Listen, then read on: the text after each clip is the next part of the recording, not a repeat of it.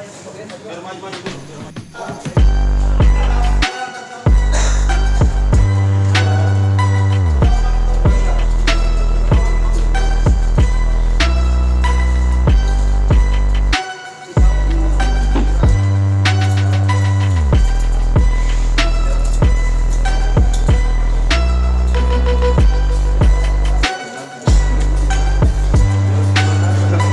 Ya ini. Pulang.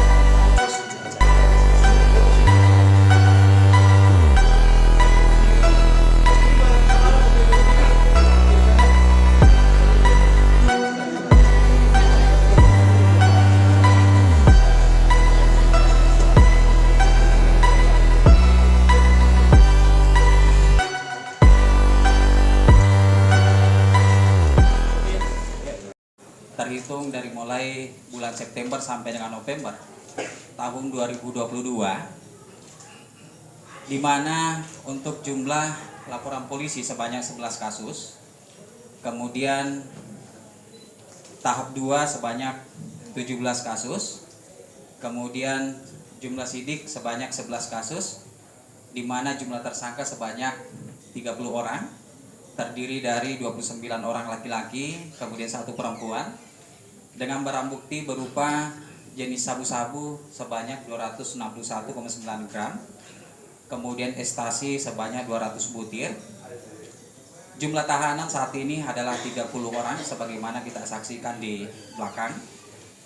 Dan kemudian perlu saya sampaikan di mana untuk peran tersangka sebagai pengedar, kurir dikenakan pasal 114 ayat 2 serta pasal 112 ayat 2 dan pasal 132 Undang-Undang Republik Indonesia nomor 35 tahun 2009 tentang narkotika, dengan ancaman hukuman pidana penjara seumur hidup atau pidana penjara paling singkat 6 tahun dan paling lama 20 tahun, dan pidana denda paling sedikit 1 miliar rupiah